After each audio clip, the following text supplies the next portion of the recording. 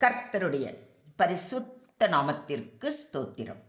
இன்றைய நாளின் தியானத்திற்கென்று தெரிந்து கொள்ளப்பட்ட வேத வசனம் அப்போஸ்தலனாகிய பவுல் தீத்துவுக்கு எழுதின நிருபம் 1 அதிகாரம் 9 தீத்து 1:9.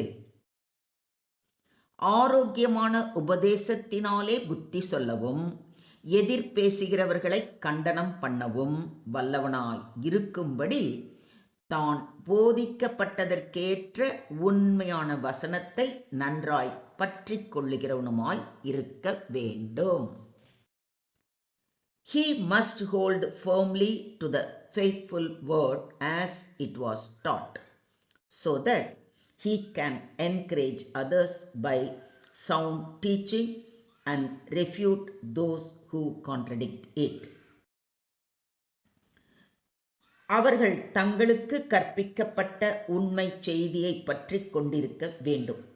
அப்பொழுது அவர்கள் நலந்தரும் போதனையை அறிவுறுத்தவும் எதிர்த்து பேசுவோரின் தவற்றை எடுத்து காட்டவும் வல்லவர்களாய் இருப்பார்கள்.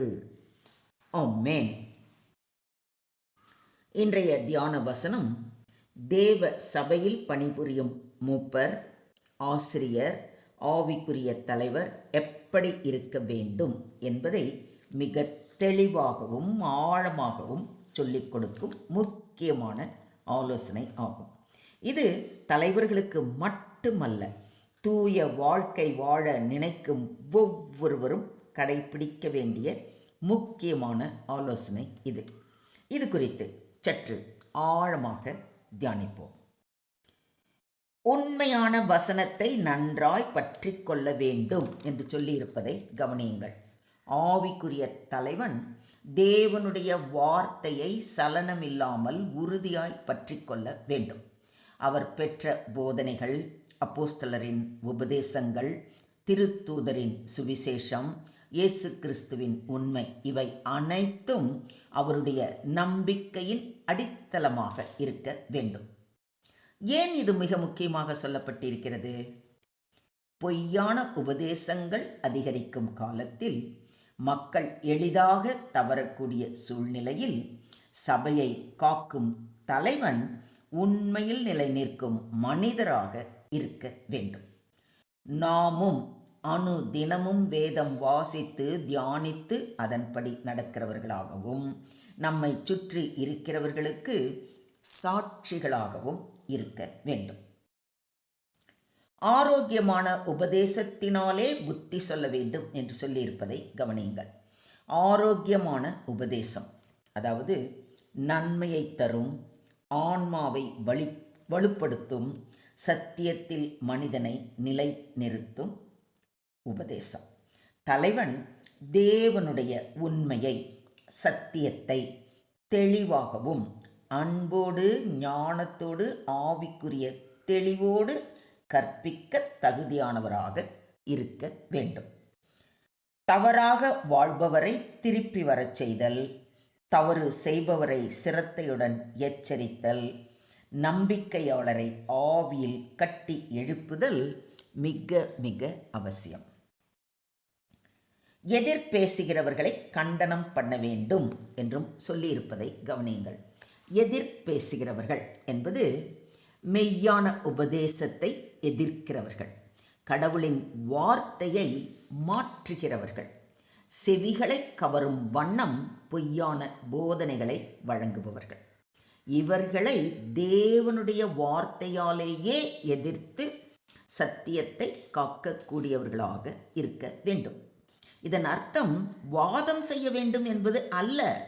சத்தியத்தை பாதுகாக்கவும் பொய்யை வெளிச்சத்துக்கு கொண்டு வரவும் ஆவிக்குரிய ஆணை இது புரியுதுங்களா உங்களுக்கு? நீ கிறிஸ்து இயேசுவை பற்றும் விசுவாசத்தோடும் அன்போடும் என்னிடத்தில் கேட்டிருக்கிற ஆரோக்கியமான வசனங்களின் சட்டத்தை கைக்கொண்டிரு என்று பவுலடிகளார் அறிவுறுத்துவதை தீமோத்தேயுக்கு எழுதின 2 நிருபம் 1 அதிகாரம் 13 வாசிக்கிறோம். சத்தியத்தை பற்றி வடிவத்தோடு, முறையோடு, உறுதியோடு நிலை நிற்க வேண்டும். சத்தியத்தை பற்றி கொள்வது தலைவனின் முதன்மையான கடமை. நீ வெட்கப்படாத ஊழியக்காரனாயும் சத்திய வசனத்தை நிதானமாய் பகுத்து போதிக்கிறவனாயும் உன்னை தேவனுக்கு முன்பாக உத்தமனாக நிறுத்தும்படி ஜாக்கிரதையாய் இரு என்றும் அறிவுறுத்துவதை 2 தீமோத்தேயு 2:15 வாசிக்கிறோம். ஒரு ஆவிக்குரிய தலைவன் சரியாக போதிக்க வேண்டும். தேவனுடைய வார்த்தையை திருப்ப முடியாதவனாக இருக்க வேண்டும். உன்னை குறித்தும் உபதேசத்தை குறித்தும் எச்சரிக்கையாய் இரு. இவைகளில் நிலை கொண்டிரு. இப்படி செய்வாயானால் உன்னையும் உன் உபதேசத்தை கேட்பவர்களையும் ரட்சித்துக் கொள்ளுவாய் என்றும் அறிவுறுத்தப்பட்டிருப்பதை தீமோத்தேயுக்கு எழுதின 1 நிருபம் 4 அதிகாரம் 16 வாசிக்கிறோம். போதகர் வாழ்க்கை உபதேசம் இரண்டிலும் தூய்மையானவராக இருக்க வேண்டும். சத்தியம் வாழ்க்கையில் தென்பட வேண்டும். மொத்தத்தில் இன்றைய தியான வசனம் மூலம் நாம் கற்றுக்கொள்ளும் பாடம், உண்மையான உபதேசத்தில் நிலை நிற்க வேண்டும். மாற்றமில்லாத தேவ வார்த்தை அடித்தளம். தேவனுடைய வார்த்தை ஆவியால் உயிரூட்டப்பட்டிருக்கிறது. தலைவன் போதிக்கும் வரம் கொண்டிருக்க வேண்டும். ஆன்மாவை சுகப்படுத்தும் ஆரோக்கியமான உபதேசம் அவசியம். சத்தியத்தை காக்கும் பாதுகாவலனாக எதிர்ப்பவர்களை கண்டனம் பண்ண வல்லவர்களாக இருக்க வேண்டும். சத்தியத்தை பாதுகாத்தல் சபையின் தூய்மைக்கு அவசியம். பொய்யான போதனைகள் வந்தால் விளக்கத்திலும் வலிமையிலும் நின்று எதிர்க்க வேண்டும். சபையின் ஆவிக்குரிய காவலன் சத்தியத்தை காத்து ஆடுகளை பாதுகாக்கும் மேய்ப்பர். உண்மையை விளக்கி ஆவிக்குரிய வளர்ச்சியை ஏற்படுத்துபவர். வாழ்க்கையிலும் உபதேசத்திலும் முன்மாதிரியாக இருக்க வேண்டும். இது ஒரு தலைவரின் திறமையை மட்டுமல்ல, ஒரு தூய வாழ்க்கை, உறுதியான நம்பிக்கை, வலிமையான சத்தியம் ஆகியவற்றை சேர்க்கை ஆகும். சத்தியத்தை உறுதியாக பற்றிக் கொள்ளுங்கள். உண்மையான போதனைகளில் நிலை நில்லுங்கள். ஆரோக்கியமான உபதேசத்தில் வல்லவராய் இருங்கள்.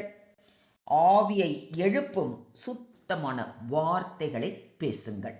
சத்தியத்தை காக்கும் வீரனாய் இருங்கள். பொய்யையும் தவறான வழிகளையும் கண்டனம் செய்யுங்கள். ஓகேவா? Today's verse teaches that a spiritual leader must hold firmly to the true word he has been taught. Be able to teach sound doctrine that builds people up. Refute those who oppose the truth, protecting the church from false doctrines.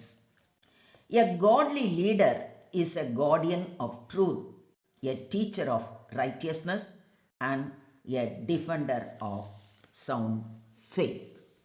Amen.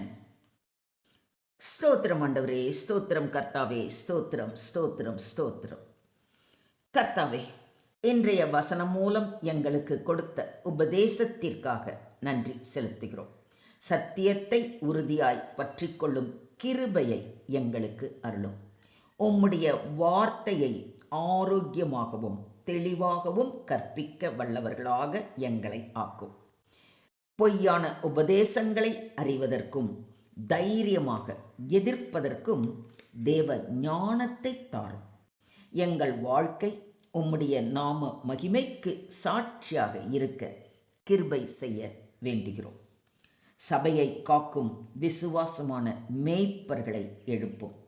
எங்களை பரிசுத்த ஆவியால் வலிமைப்படுத்தி சத்தியத்தில் நிலை நிறுத்தி உம்முடைய ராஜ்யத்திற்கு உரியவர்களாக எங்களை மாற்றி ஆசீர்வதிக்க வேண்டி எங்களை முற்றிலுமாக தாழ்த்தி உம்முடைய கரங்களிலே ஒப்பு கொடுக்கிறோம். நீங்க பொறுப்பெடுத்துக்கோங்க, நீங்க வழி நடத்துங்க. எல்லா துதியும் எல்லா கனமும் எல்லா மகிமையும் ஒருவருக்கே செலுத்துகிறோம். மீட்பர் இயேசுவின் மூலம் ஜெபம் கேளும் எங்கள் ஜீவனுள்ள தகப்பனே. ஆமென்.